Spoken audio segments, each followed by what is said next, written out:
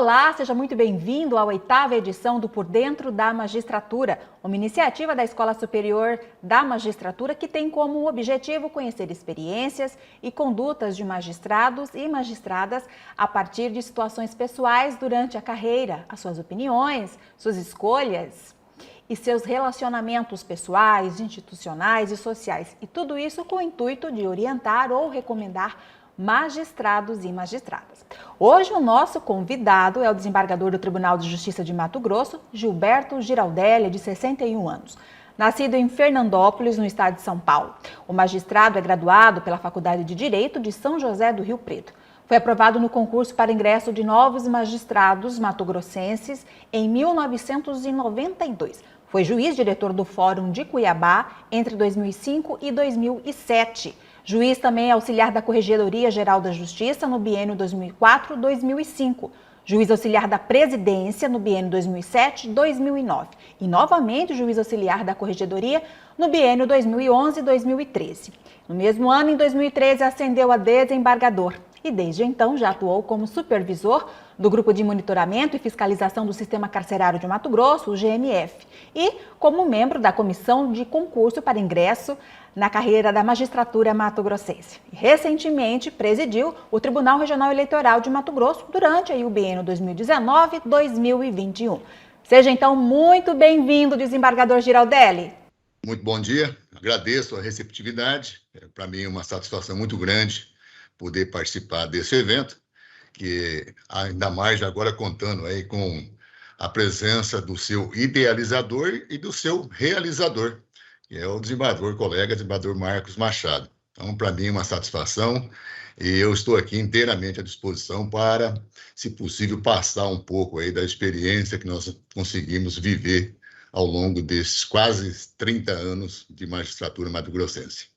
Ok, participe então do nosso bate-papo, o desembargador, diretor-geral da Escola Superior da Magistratura, Marcos Machado. Como vai, desembargador? Eu quero agradecer à Coordenadoria de Comunicação e de Tecnologia de Informação do Tribunal por mais este programa e, em especial, não só recepcionar, mas saudar efusivamente o desembargador Gilberto Giraldelli, quem eu tenho uma referência de trabalho desde 1994, quando iniciei minha carreira no Ministério Público em Sorriso, ele promovido para co-líder, e eu respondia também para o co-líder. E nessa relação, nós tínhamos uma atuação com 3 juízes. O juiz de Sinop, juiz de Sorriso, que aqui fica na recordação, mas para dar a ênfase a um juiz técnico, que desde então eu conheci. As decisões, despachos objetivos, absolutamente precisos, e essa relação veio a ser coroada no tribunal. Então, eu tenho uma satisfação enorme de poder recebê-lo, desembargador Giraldelli, mesmo porque acredito que nós possamos juntos aí construir pensamentos, raciocínios e fortalecer cada vez mais a magistratura. Muito obrigado. Ok, vamos começar então. Desembargador Giraldelli, vivemos na era das redes sociais em que tudo é notícia e, mesmo assim, tudo de forma muito instantânea, né? Na sua opinião, como devem se portar os magistrados e magistrados nessa seara, nesse contexto, né? Por favor. Eu vejo que nós precisamos ser comedidos acima de tudo.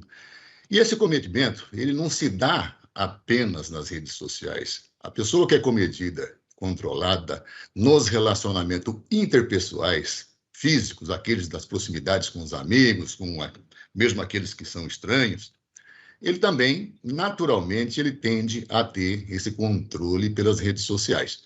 De forma que eu, particularmente, procuro sempre me orientar, não ser aquele ser isolado, né, que fica distante de tudo que acontece, de grupos e de contatos que se dá principalmente pelas mídias sociais, que muitas vezes é importante, que traz informações. mas o juiz é preciso, acima de tudo, ter essa consciência que ele não pode se manifestar a todo e qualquer momento, medir muito as suas palavras, até porque essas palavras, como dito, elas são registradas e, em determinadas situações, pode, dentro de um contexto, ou às vezes alguma coisa que é dita dentro de um contexto, pode ser desvirtuada e isso acaba prejudicando, sobremaneira, não só o magistrado, mas, por vias reflexas, a própria justiça. Então, eu penso, naturalmente, que todos os colegas têm, sim, a possibilidade, é um direito de todo e qualquer cidadão se comunicar, receber informações, passar suas opiniões, mas é preciso refletir sobre a maneira para evitar aquelas situações que podem desdobrar em acontecimentos que possam comprometer a atuação jurisdicional. E a credibilidade do magistrado, ela é fundamental para a realização da justiça. O juiz tem que ter credibilidade, e a credibilidade ele alcança pelas ações, pelos comportamentos, pelas suas decisões, enfim, como cidadão, como ser humano, mas, acima de tudo, como grande profissional, que é o que se espera de todo e qualquer magistrado. Desembargador Marcos, por favor, fique à vontade. Obrigado. Desembargador Gilberto, sem elogios, aqui eu vou tratar e retratar aquilo que testemunho e vejo na vossa carreira. Vossa Excelência sempre foi um juiz muito produtivo, em primeiro grau, tanto que o tribunal o enxergou e trouxe, ora para a diretoria do foro, ora para auxiliar a presidência, ora para auxiliar a corregedoria, e sempre, quando voltou, foi reconhecido por ter reorganizado, regularizado a atividade judicial a qual estava vinculado. Eu gostaria de saber se há um segredo que envolve método de trabalho, formação de equipe ou alguns atributos relacionais que lhe permitiram essa estabilidade funcional em termos de resultado. Porque, como dito, é um exemplo que eu acompanho hoje no tribunal, inclusive nós temos estatísticas e temos que dar satisfação ao CNJ a respeito da nossa atividade laboral, e Vossa Excelência está sempre na liderança, sempre acima da média. Qual é o segredo? Bom, acho que a principal palavra, se eu pudesse introduzir, seria trabalho, acima de tudo, né? Eu vejo a produtividade dos colegas como um todo, elas são muito auspiciosas, elas são números extremamente relevantes. O que eu busco introduzir como filosofia de trabalho é, logicamente, atentar para a questão dos números. Como a própria colocação feita pelo desembargador Marcos não deixa de fazer referência de que nós somos constantemente, entre aspas, vigiados no aspecto produtividade. Todo e qualquer magistrado tem que ter essa preocupação com produtividade. Agora, a grande palavra que eu posso dizer seria também ter o equilíbrio, que nós temos que aliar essa produtividade com qualidade, com segurança, justiça. Porque, acima de tudo, o que nós tendemos, o que nós buscamos é realização de justiça. E a justiça tem que ser, muitas vezes, refletida, uma decisão não pode ser tomada de afogadilho. Temos aquelas decisões mais corriqueiras, evidentemente, né, que nós temos mais facilidade para proferir, mas temos aquelas que necessitam de mais estudo, que demandam mais atenção, e essas, naturalmente, elas não podem ser tomadas de um primeiro momento, porque pode-se correr o risco de não ter o resultado satisfatório. O que eu tenho procurado estabelecer, pelo menos como filosofia de trabalho no meu gabinete, é uma aproximação com os servidores, o máximo possível.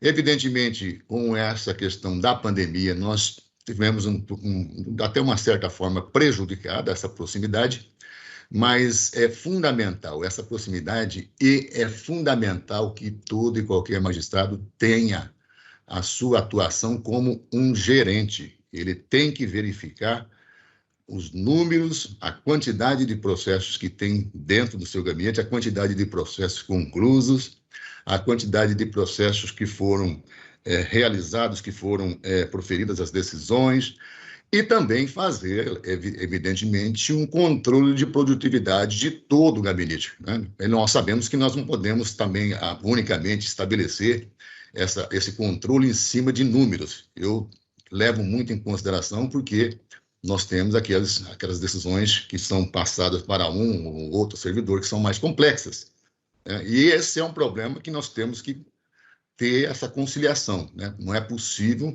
exigir uma produtividade de uma sentença, de um acordo, ou de um voto mais complexo e estabelecer um mesmo parâmetro de aferição com aqueles que são mais simples.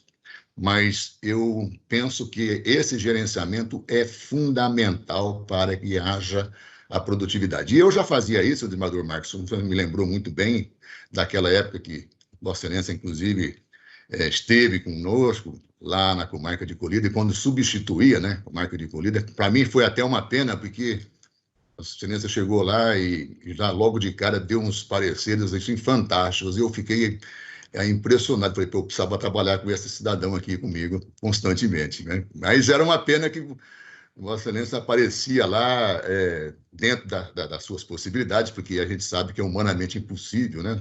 Você, ao mesmo tempo, responder por uma comarca de grande porte, como na época já era Sorriso, me parece que Sinop também, e, ao mesmo tempo, Colíder. Que, aliás, eu também me desdobrava, né? Eu sabia dessas dificuldades. Na época, também, eu respondi por Alta Floresta, Peixoto, de Azevedo, e era muito complicado conciliar todas essas comarcas. Mas o que eu posso dizer é que, desde aquela época, eu buscava uma forma de gerenciamento dos processos. Naquela época ainda era físico, né? Todos os processos físicos, e eu tinha um sistema de trabalho de que as iniciais elas tinham que ser despachadas no mais tardar com 24, 48 ou 72 horas, 3 dias no máximo para despachar as iniciais. Liminares, apreciar com urgência. Evidentemente, controlar a minha agenda de audiência. Naquela época eu já fazia isso, eu não terceirizava, entre aspas, né, com alguns colegas têm esse método de trabalho, mas eu mesmo estabelecia a minha agenda de audiências e procurava, inclusive, eu era tão metódico que eu colocava as audiências criminais praticamente tudo num dia só, as audiências de cíveis eu colocava às vezes até por temas, tinha as ações possessórias, eu colocava 3, 4 possessórias, todo no mesmo dia. Se eu tinha, por exemplo, ações de despejo, eu colocava tudo no mesmo dia, porque eu via que aquilo ali me facilitava à medida que eu estava trabalhando um determinado tema atinente a um processo. Naturalmente, eu já tinha a facilidade para fazer a segunda audiência, inclusive até mesmo para proferir as sentenças, eventualmente, quando possíveis, nas audiências. Isso me dava, realmente, a meu ver, um ganho de produtividade muito bom, porque facilitava uma espécie, vamos dizer assim, uma especialização no próprio sistema, né? Então, eu tinha lá um escaninho, onde você tinha lá os processos que eram para sentenciar. Nesses processos para sentenciar, eu tinha por temas, eu já estabelecia temas diversos para que eu pudesse, quando fosse enfrentar aquela carga de trabalho, já trabalhar de uma forma especializada. E isso eu desenvolvi e me foi muito útil, principalmente quando eu vim para a capital, que eu trabalhei um período aqui. A minha primeira comarca foi na vara de família, e depois eu fui por uma vara de fazenda pública. E nas varas de fazenda pública, a produtividade ela é alta, mas ela é muito mais alta quando se tem esse controle, esse gerenciamento do estoque de processos, de forma que as iniciais eram separadas, aquelas que eventualmente demandavam realização de audiências também eram num outro escaninho, e aqueles que estavam conclusos, eu também já fazia um gerenciamento, porque muitas vezes nós pegávamos aqueles chamados elefante branco, que seriam aqueles volumosos, né, 20, 30 volumes, e você verificava, na verdade, não era um tema complexo. Eram volumes de materiais que se juntavam, de provas documentais, mas que eram simples de se fazer. Então, eu já estabelecia esse sistema de trabalho e, inclusive, antes mesmo da cobrança iniciada pelo CNJ, para esses métodos hoje que o CNJ nos cobra, eu já fazia por anos. Eu já separava os processos mais antigos, né? Eu tinha tudo isso nos meus caminhos, de forma que lá tinha um avisinho em cima, lá no qual era a matéria, qual era o ano, para que eu pudesse ter um critério de enfrentamento daqueles processos mais antigos. E isso depois que o CNJ passou a estabelecer as chamadas metas, né, já para mim me facilitou, porque eu já tinha essa metodologia de trabalho. Então, penso que essa organização, esse gerenciamento, não só do estoque, mas também na própria secretaria do juízo, é fundamental. Na época, nós tínhamos alguns problemas muito sérios, que era a juntada de documentos, né? Muitas vezes, eu aprendi de uma forma até um pouco dura, porque uma oportunidade, eu me dediquei lá dias para realizar uma sentença. E depois que fiz a sentença, a escrivã, na época, veio com a juntada de um termo de acordo, né? Daquilo ali. Então, eu, a partir daquela data, aprendi de uma forma dura, é bem verdade, mas eu passava todo santo dia na minha secretaria para verificar se tinha necessidade de juntada de documentos, e isso era fundamental porque nos dava o tempo certo, nos atualizava. Muitas vezes você determina uma determinada uma providência que, na verdade, não se fazia mais necessário porque por falta de juntada de um determinado documento. É verdade, eu estou falando isso aí, mas como reminiscências, mas que hoje nós temos a facilidade do PJE, tem nos dado essa facilidade de tal o processo está sempre atualizado, né? Então, isso nos facilita bastante. Mas não afasta a necessidade que nós temos de estar constantemente gerenciando esses processos de produção e acompanhando para e passo a atuação dos nossos servidores, dos nossos colaboradores mais diretos, né, que nós somos servidores do gabinete. E, evidentemente, Eduardo Marcos e colegas, eu acho que é fundamental também que nós tenhamos muito respeito pela qualidade de quem vai nos assessorar. Isso é fundamental, porque quem assina somos nós, mas a responsabilidade é nossa.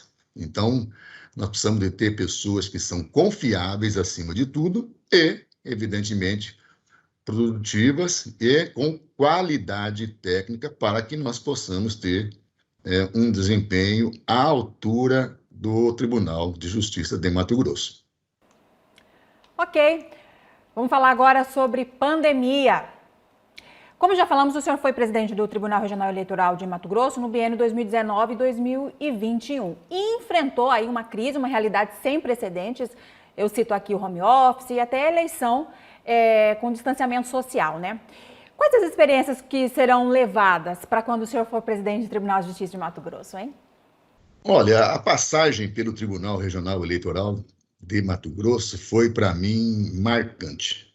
Me deu uma grande experiência e eu costumo dizer que são nesses momentos de dificuldade que as pessoas tendem a encontrar um suporte para enfrentá-las e vencê-las.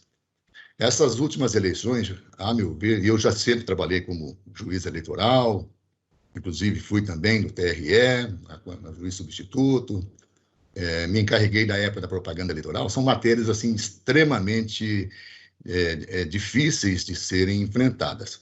Mas essas últimas eleições, ao meu ver, foram as mais difíceis de ser realizadas. Não só pelo embate político, que é natural em toda e qualquer eleição envolvendo a disputa para cargos de prefeito, né? Nós temos aqui todos os nossos municípios, isso realmente ela é a eleição mais aguerrida, essa chamada eleição municipal. E aí, com um componente a mais, que era a questão da pandemia. Como é que nós íamos conseguir conciliar o direito ao voto, o sufrágio, comparecimento do eleitor, com um mínimo de segurança do ponto de vista de saúde pública. Felizmente, o Tribunal Superior Eleitoral nos deu um grande apoio, nós conseguimos receber uma quantidade de materiais de segurança, desde álcool, gel, todos aqueles objetos de segurança, distanciamento, aquelas regras que foram estabelecidas. E o que foi mais difícil, confesso que foi convencer as pessoas a comparecer, e eles teriam um ambiente seguro a votar, e também a convocação dos mesários, porque os senhores sabem que os mesários são fundamentais para a realização de uma eleição. Não só os mesários, mas os colaboradores como um todo, né? Uma eleição não se faz apenas com mesários, se faz com servidores, com aquela parte necessária do transporte, alimentação, enfim, toda aquela estrutura que é necessária para a realização das eleições. E nós conseguimos ter, em grande parte, a colaboração aí da sociedade, que se fez presente, atendeu o chamado da Justiça Eleitoral, muitas vezes com aquele receio, porque o servidor, ou aquele que seria mesário, teria que permanecer durante todo o dia num local, né, com um fluxo de pessoa muito grande, e isso, de certa forma, amedrontava esses colaboradores. Mas nós conseguimos, talvez esse tenha sido o grande trunfo, passar a esses colaboradores a segurança necessária. O sistema que foi desenvolvido de distanciamento, aqueles compassadamente, de entrada dos eleitores, aquele fluxo da votação, quando foi demonstrado aos servidores que se faziam presentes nos treinamentos, trouxe a necessária confiança para que eles pudessem fazer frente e atender à convocação da Justiça Eleitoral. De forma que, ao final e ao cabo, eu tive a grata satisfação de receber o resultado que tudo transcorreu dentro da mais completa normalidade. Tivemos todo o apoio das Forças Armadas, do governo do Estado, através da Polícia Militar. Não houve nenhum incidente mais grave e, por volta das 19 horas, nós já tínhamos praticamente todas as sessões apuradas. E isso foi um recorde aqui nas nossas apurações. O ponto mais remoto de Mato Grosso, todos eles já tinham sido transmitidos pelo satélite, nós já tínhamos contabilizado, já tínhamos feito todo o resultado, e apenas houve um atraso na divulgação, por razões já sabidas de todos, porque, na verdade, houve uma concentração no TSE para a divulgação dos resultados. Mas às 19 horas e 15 minutos, por volta, talvez até um pouco antes, nós já tínhamos todas as sessões já transmitidas, e isso foi um recorde que o Tribunal Regional Eleitoral de Mato Grosso alcançou. E o que é importante é conseguir essa agilidade para demonstrar que a Justiça Eleitoral tem capacidade, tem confiabilidade, né? Não basta ter essa agilização, mas, acima de tudo, é preciso que tenhamos a certeza de que aqueles números representam efetivamente a vontade popular. E, graças a Deus, penso que nós conseguimos desenvolver esse tipo de trabalho frente ao Tribunal Regional Eleitoral de Mato Grosso. E algo também muito importante que eu gostaria de destacar é que o nosso Tribunal Regional Eleitoral de Mato Grosso, ao final da minha gestão, foi agraciado com o selo ouro de qualidade, coisa que até então nós não tínhamos alcançado na Justiça Eleitoral. Então, foi um trabalho muito grande, um trabalho hercúleo, de envolvimento de todos os servidores, de todos os juízes, juízas, magistrados eleitorais, que conseguiram uma produtividade muito alta, uma agilidade compatível com aquilo que se espera de um tribunal eleitoral, como é o Tribunal de Mato Grosso. A produtividade, o cumprimento das metas todas do Tribunal, do CNJ, desculpe, foram alcançadas e nós tivemos a grata surpresa. No primeiro ano já conseguimos elevá-lo ao selo prata. E aí, com o envolvimento da toda a categoria, de todos os servidores, de todos os magistrados, nós conseguimos, ao final do meu último ano de gestão, alcançar o selo ouro. E tenho certeza que esse selo deve permanecer, quiçá ser melhorado ainda, de repente, para um selo diamante, que há um potencial para alcançar esse título. Ok, desembargador Marcos, por favor, a sua vez. Primeiro ponto que eu gostaria de destacar, Vossa Excelência, isso nas duas áreas de atuação do juiz estadual, civil e criminal. Vossa Excelência teve experiência em ambas, quando juiz. O julgamento de ofício. Diante desse cenário que hoje não podemos decretar mais prisão preventiva, se discute muito o juiz imprimir provas no sentido de desenvolvê-las ou indicá-las, apontá-las, ou mesmo facultar a produção, indicando ou apontando para a parte, seja a defesa, seja o órgão do Ministério Público. A própria abertura de uma investigação hoje já se questiona, embora a lei seja clara que o juiz deve requisitar a apuração de fato que se depara durante a atividade postulatória ou a instrução probatória. Eu gostaria de ouvir Vossa Excelência sobre esse ponto, o agir de ofício, civil e criminal. E o outro ponto também, e eu adoto isso há algum tempo, nas minhas intervenções, seja quando promotor, agora como desembargador, é um método de julgamento por relação, ou per relação.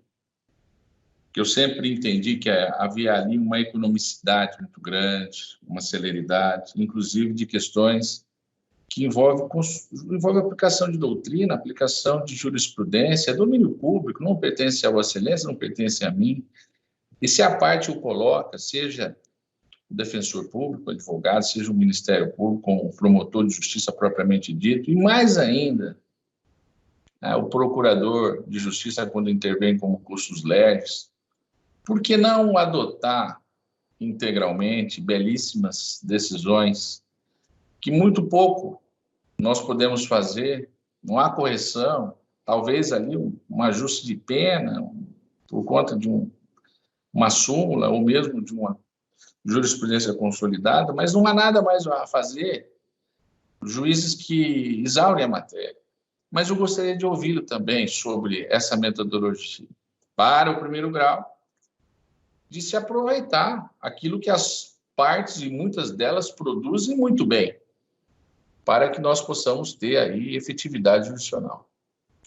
Bom, essa questão de atos de ofício, eu costumo separar, pelo menos na minha concepção, as matérias cíveis das criminais. Eu acho que no aspecto civil, os juízes têm uma certa ou uma maior liberdade para, dependendo da situação, buscar um contexto probatório que lhe dê o conforto para ele realizar a justiça. Afinal de contas, o juiz está lá para julgar, para aplicar justiça. Nós queremos que ele seja justo acima de tudo. Muitas vezes, principalmente no aspecto civil, nós temos situações em que as partes, às vezes, cobertas de razão, não têm um bom desempenho de um determinado causídico, e, às vezes, a parte adversa, que é totalmente, numa posição totalmente diversa, e acaba, entre aspas, uma atuação profissional, acaba engolindo, desculpa o termo meio fora do contexto, mas assim acaba levando a uma conclusão quase que forçada que o juiz, muitas vezes, é obrigado a proferir uma decisão que não é consentânea com o direito disputado, né? Notadamente, aquelas questões processuais, aquelas preliminares sempre que tem no aspecto civil. E o que se busca mesmo é a realização da justiça, como eu já disse, e aproveitar ao máximo, né, a função útil do processo, né? Não ficar extinguindo à torta e à direita a qualquer momento um processo. Então, muitas vezes a atuação dos magistrados aí, ele tem que ter uma certa parcimônia para poder buscar dizer o melhor direito ao final do processo. Já no aspecto criminal, a situação hoje, com o sistema penal acusatório adotado, ela é mais complexa. Eu vejo que a atuação do juiz também não pode ser algo inerte, sem o mínimo de possibilidade de produção de provas. Afinal de contas, o que se busca é a sua livre convicção motivada. E muitas vezes, algum tema, não é porque ele tem que ter essa posição equidistante das partes e deixar naturalmente que o Ministério Público de um lado e a defesa do outro se degradiem e, ao final, ele profira a sentença. Mas, em alguns aspectos, quando não muito bem explorados por qualquer uma das partes, eu penso que o juiz tem sim que pode, ou melhor dizendo, ele fica autorizado a um mínimo de substrato probatório para buscar dar a ele aquele conforto para que essa decisão saia em consonância com o caso concreto. Evidentemente, isso tem que ser muito bem dosado. E com relação à questão do segundo ponto abordado, desembargador Marcos, que é com a questão da fundamentação per relatione. Eu me recordo bem, desembargador Marcos, que eu ficava muito feliz e eu lia todos os acórdãos quando judicava no primeiro grau. Assim que recebia os processos físicos, eu ia ler todos os acórdãos e eu ficava muito feliz, evidentemente, quando eram mantidas as minhas decisões. Ficava feliz também quando eram corrigidas, porque aquilo era um fator de aprimoramento. Agora, eu ficava muito mais realizado ainda quando eram citadas partes, os trechos das minhas decisões. Eu acho que essa fundamentação per relatione, hoje, ela é realmente algo que vem auxiliar sobremaneira aos julgadores, notadamente para fazer enfrentamento a essa carga de trabalho, esse volume de processo. Não tem mais sentido, veja, o cidadão, um julgador de segundo grau, praticamente dizer tudo que o julgador de primeiro grau fez, ou falou, ou escreveu, com outras palavras. Então, você sabe, praticamente é uma fundamentação per relatione. Mas por que não? Entre aspas, como muito bem delineado, como muito bem exposto pelo magistrado, transcrever parte. Não há nenhum demérito nisso. Pelo contrário, não há nada para ser acrescido, porque então eu vou colocar com outras palavras aquilo que está dito, está claro e que representa a melhor justiça. Então, acho que essa fundamentação per relatione não é algo que possa trazer demérito para o julgador. Pelo contrário, se reconhece o trabalho de primeiro grau e nós temos sentenças, temos decisões muito bem feitas em primeiro grau, algumas vezes demanda mínimos ajustes do ponto de vista de dosimetria de pena, mas o texto como um todo, o teor da decisão, ele está correto. Se ele está correto, para que a necessidade de se fazer, para se dizer o mesmo, com outras palavras, se vai chegar ao mesmo resultado? Então, acho que essa fundamentação per relatione, ela é algo bem aceito e deve ser até mesmo incentivado. Inclusive, desembargador Marcos, porque hoje nós vivemos o período dos precedentes, né? Os precedentes, Nós temos aí os nossos enunciados das turmas de câmaras, evidentemente que não tem uma força de um precedente, mas quando se cita os enunciados, praticamente resolve-se o tema. É o tal do argumento fulminante. O senhor Eduardo Marques deve até se lembrar bem disso. Isso fez parte de uma palestra que foi proferida pelo então presidente do Tribunal de Justiça de São Paulo, e, se eu não me falha a memória, foi o próprio desembargador Marques que postou num grupo, você se recorda, recentemente, e ele falava, inclusive, orientando a feitura de um voto, né, de uma decisão de um segundo grau. Falava ele, então, sobre cada um dos temas que deve se estabelecer com objetividade, com palavras precisas, né, e ele falava, ao final, do tal argumento fulminante. Esse argumento fulminante é que eu procuro passar para os meus assessores, é o enunciado.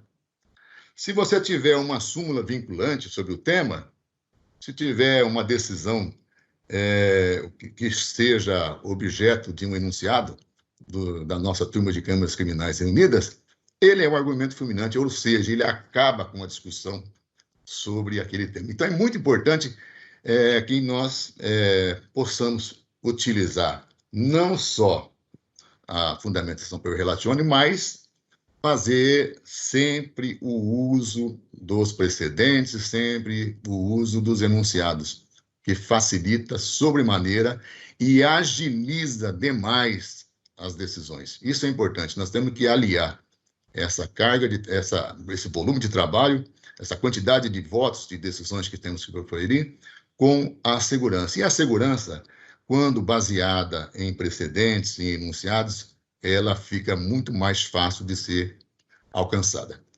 Desembargador Giraldelli, o senhor tem amplo conhecimento no sistema prisional, seja por exercer a jurisdição criminal no Tribunal de Justiça e também por ter participado, como eu disse lá no começo, do GMF, né?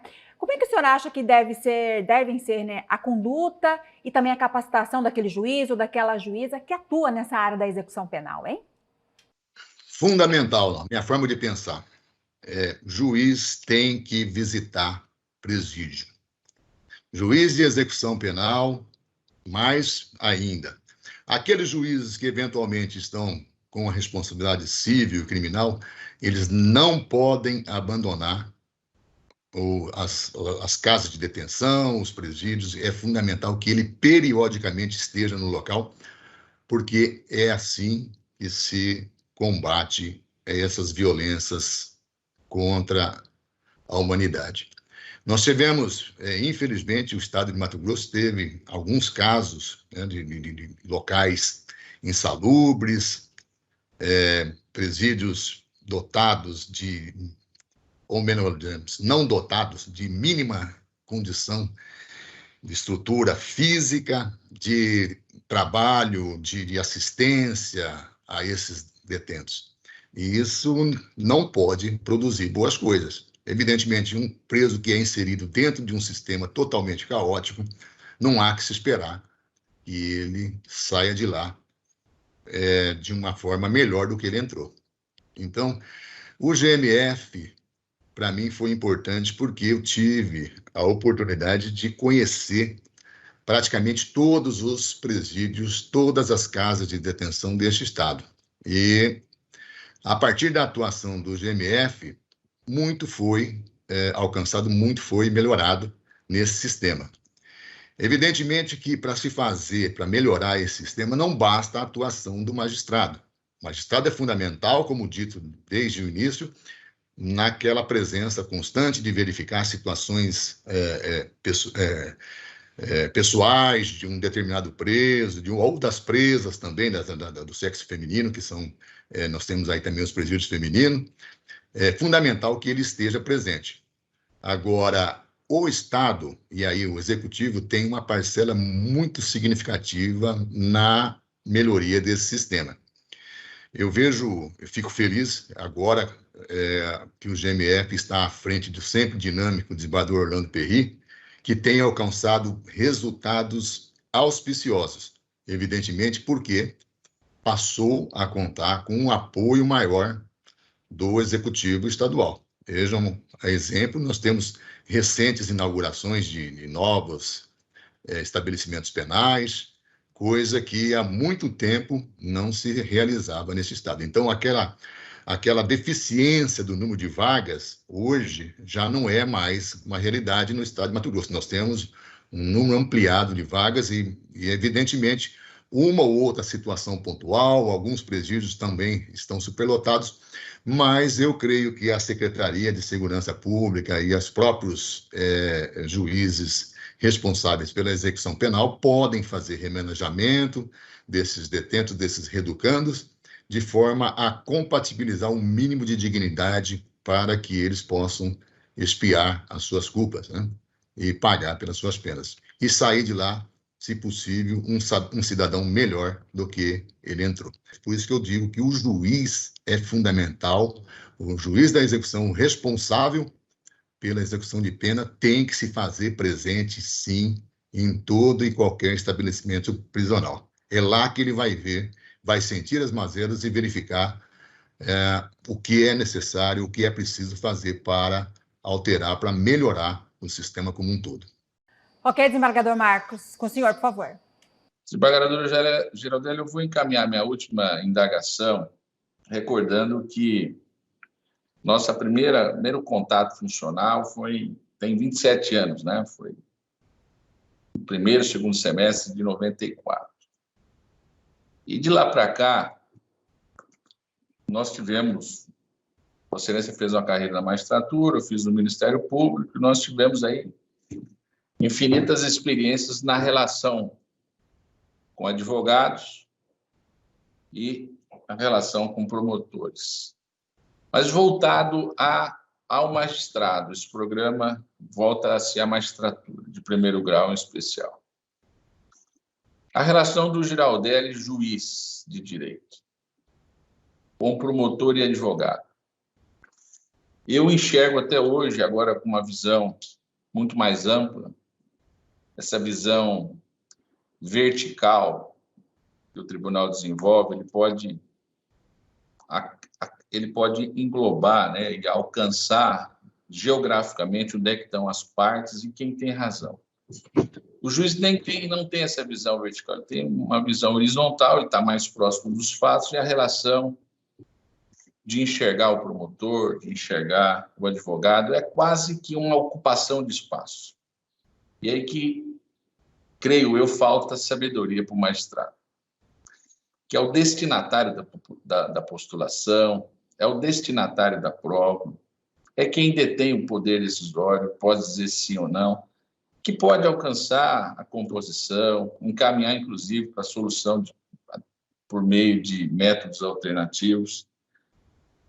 Alguns se precipitam, alguns não têm a maturidade para entender que o diálogo ou até a audição, não é por acaso que Deus nos deu 2 ouvidos, né?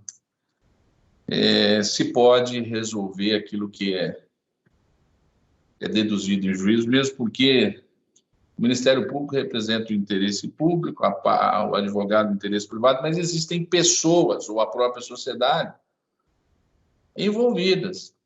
E acaba-se tendo debates e conflitos pessoais ou interpessoais, essencialmente subjetivos. E a gente percebe isso até mesmo nas sustentações orais. Eu tenho colocado, olha, o promotor não está aqui para ouvir as suas críticas, não há o contraditório, o juiz não está aqui para defender das suas críticas, vão voltar para a discussão objetiva da causa. Alguns gostam, outros não gostam. O fato é que também o pecado é do juiz. Alguns magistrados não têm aí essa noção de que depois deles vem o tribunal e aí a causa continua e aí se dá uma solução, ainda que sujeito a um recurso especial, ganha um segundo round. Ou a solução, a reforma, a confirmação. Mas eu queria extrair desse pensamento, dessa exposição, que eu acabei buscando justificar o porquê da pergunta, para saber qual o aconselhamento, qual que é a posição que Vossa Excelência depois de... Eu coloquei 27 só de relacionamento, mas tem mais de 30, com certeza, né? De magistratura, para o juiz que tem na comarca um promotor aguerrido, um advogado combativo, que estão ali postulando, e a questão passa do campo do direito para o campo pessoal, uma disputa. E eu percebi alguns recursos, inclusive uma crítica à figura do juiz, mas se observar a sentença ou a decisão impugnada, também há um certo excesso de linguagem ou de subjetividade do juiz em relação ao órgão do Ministério Público. Mas também, quero colocar que também há casos em que está relacionada ao advogado. Não é o Ministério Público em si, são as partes. Como é que o desembargador Giraldelli saiu dessas situações, enfrentou essas situações, se teve essa experiência? E porque na carreira, pelo menos na biografia de Vossa Excelência, a notação é de absoluto equilíbrio, de muito respeito por onde passou. E aí eu acredito que tenha também um ingrediente muito pessoal, né? É possível, Vossa Excelência, nos revelar? Senador Marcos, o senhor estava falando sobre esse tema, eu estava raciocinando, me recordando aí dos locais, pelas comarcas que passei. E talvez o maior prêmio que eu tenho hoje, a maior conquista que eu possa ostentar, é a possibilidade de chegar em toda e qualquer comarca por onde judiquei e ser bem recebido, não só pelo Ministério Público, não só pela classe dos advogados, a OAB como um todo, mas principalmente pelos servidores e pela sociedade como um todo. Então, essas são conquistas que nos enchem de ânimo para continuar a atuação à frente do Poder Judiciário. Mas eu entendo que talvez a palavra para definir essa situação, essa pergunta que foi colocada, seria a urbanidade, que é um dos deveres não só do magistrado, como também do Ministério Público, dos advogados, e tratar as partes, tratarem-se entre si, melhor dizendo, todos de forma urbana e respeitosa. Divergir é natural, até porque nós estamos no campo do direito e ninguém é o soberano, ninguém é o dono da verdade. O juiz é o destinatário da atuação do Ministério Público em defesa da sociedade e do advogado na defesa mais específica do seu cliente. E ele conseguir, para que o juiz consiga ter sucesso na sua atuação, é importante que ele seja respeitoso, que ele exija o respeito, evidentemente, no seu trato, mas também, ao mesmo tempo, proporcione o respeito necessário para o Ministério Público, para o advogado e para a sociedade, para as partes como um todo. Então, eu, particularmente, tive a felicidade, desembargador Marcos, de atuar com vários e vários representantes do Ministério Público. E todos, indistintamente, todos são meus amigos, não são muito próximos, que cada um seguiu seus caminhos, mas eu nunca tive nenhum tipo de problema pessoal com o Ministério Público. Com o advogado, uma centena, ou talvez milhares de advogados, uma ou outra situação pontual, mas nada assim que possa prejudicar a atuação do juiz. Eu penso que a pior coisa que pode acontecer no trabalho de um magistrado é, entre aspas, ele perder tempo para responder ataques pessoais e para desferir as suas palavras mais ácidas contra as partes. Isso foge, acaba escapando o objetivo da justiça, perde-se tempo, e eu acho que, inclusive, deve ser algo extremamente difícil de ser assimilado, porque quando se fica brigando entre juiz, promotor e advogado, esquece-se da razão maior, que é trabalhar, produzir, decidir e fazer a justiça. Então, é importante que o juiz tenha consciência que, acima de tudo, o ambiente de trabalho sadio, respeitoso, é fundamental para a realização da justiça. Não por acaso está lá entre os deveres do magistrado, tratar a todos com urbanidade. Então, eu, particularmente, nunca tive, volto a dizer, nunca tive nenhum tipo de problema. Algumas situações pontuais, também procurei receber as críticas até com aceitação natural, porque ninguém é dono da verdade, volto a dizer, e posso até concordar, posso até discordar, né? Mas não fico desferindo contra-ataques. Eu acho que isso é fundamental, porque você não alimenta aquela divergência para o campo pessoal. O juiz pode muito bem ser um juiz respeitoso e ser, ao mesmo tempo, exigir que lhe seja dado esse mesmo tratamento respeitoso. Quando a coisa desborda, tende a tomar uma outra proporção, é necessário que o juiz tenha essa consciência e não se deixar levar, porque muitas vezes ele pode até contaminar a sua atuação. Um magistrado que, às vezes, tem alguma animosidade com o Ministério Público, ou, às vezes, com o advogado, pode cometer uma injustiça e acaba prejudicando não a parte, não, melhor dizendo, não o advogado ou o Ministério Público, acaba prejudicando um coitado que está lá postulando justiça. Isso, eu acho que é o que de pior pode acontecer, o juiz, às vezes, perder a sua isenção para, eventualmente, buscar uma vingança ou algo contra aquele que, eventualmente, possa lhe ter destratado ou qualquer tipo de animosidade. O juiz tem que ter controle emocional, acima de tudo, né?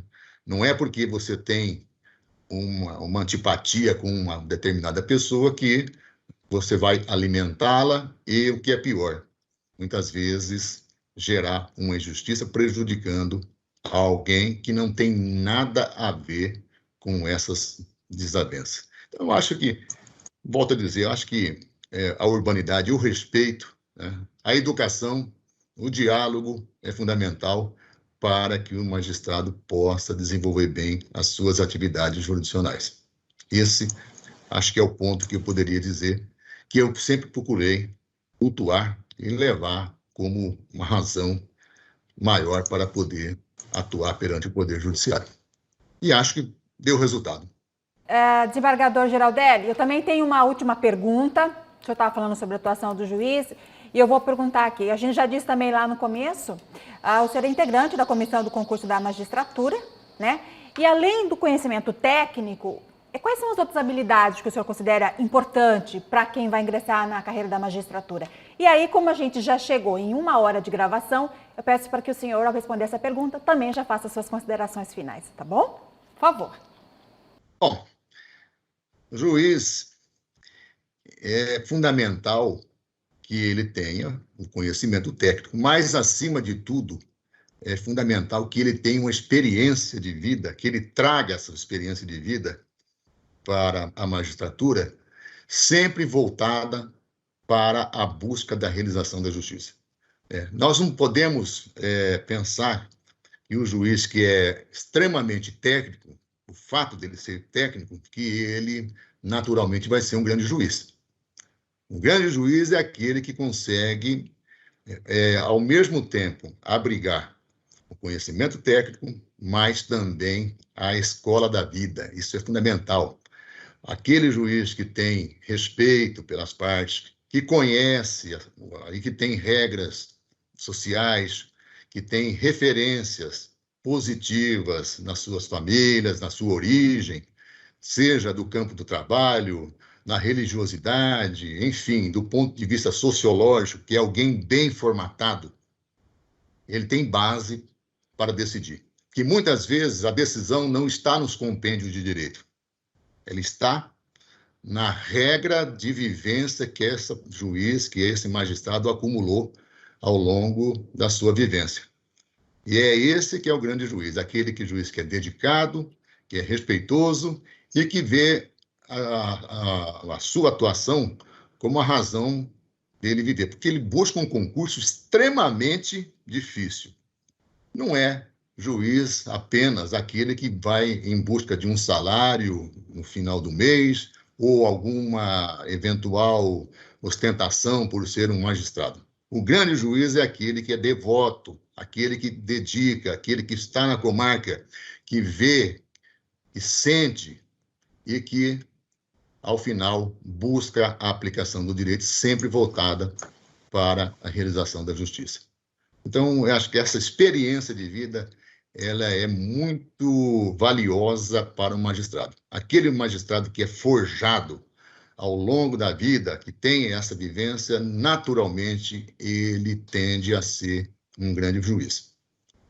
De forma que, com essas palavras, eu aproveito a oportunidade para, mais uma vez, agradecer o convite que me foi formulado pelo desembargador Marcos Machado, agradecer a toda a equipe de comunicação do tribunal, a todos os nossos servidores que fizeram acontecer mais esse programa, dizer que para mim foi uma honra, uma satisfação muito grande poder participar e me coloco aqui sempre à disposição, sempre estou aqui como um companheiro para ajudar no que for possível. Eu penso muito nisso, eu acho que eu sou um soldado do Poder Judiciário de Mato Grosso e sempre que me for chamado, sempre que me for dada a oportunidade de participar, de colaborar e buscar trazer um pouco da minha experiência, eu estarei sempre à disposição. Muito obrigado. Desembargador Marcos, a palavra final para a gente encerrar, por favor. Bom, eu não tinha dúvida quando no início do programa me referia à capacidade técnica que o desembargador Gilberto Jardelli sempre demonstrou. Isso eu me refiro desde o primeiro contato que tive com ele na atividade jurisdicional. Vou repetir aqui, parece que foi ontem, mas tem mais de 27 anos. Além do testemunho, que é muito importante para o programa, aqueles juízes que estão iniciando e aqueles que já estão na carreira, e alguns se acomodam, alguns se desencorajam, ou até não buscam mais o resultado útil do processo, a própria participação social que o juiz tem que ter, ele tem que ser protagonista. Ao final, é ele que dita o resultado, ainda que sujeito à impugnação, até a um questionamento de quem alega o direito. Mas o que eu tiro, e por isso eu acredito que nós chegamos a um nível de satisfação nesse programa, são as mensagens empíricas que o desembargador Gilberto Jardelli expressou. Para que o juiz enxergue nele o exemplo que é e possa impingir na sua carreira essas orientações. Porque aqui o que nós desejamos é justamente dar ao juiz a oportunidade de não errar, de antever aquilo que pode ser um equívoco, até um desvio de conduta, com exemplos bem-sucedidos, com experiências que foram testadas e aprovadas por parte daqueles que estão há alguns anos na magistratura. Então, nosso agradecimento, mais uma vez, e eu espero realmente que nós possamos, como é o propósito de Vossa Excelência, desembargador Gilberto Jardelli, aqui manifestado, que nós possamos fortalecer cada vez mais a magistratura, o tribunal e a escola, que vem buscando essa integração, e eu espero que haja continuidade. Obrigada, desembargador Gilberto Jardelli, obrigada também ao desembargador Marcos Machado por esse bate-papo e a você que nos acompanhou até agora. Agradeço também todo o apoio da equipe técnica mais uma vez. Então, até o nosso próximo encontro. Tchau, tchau!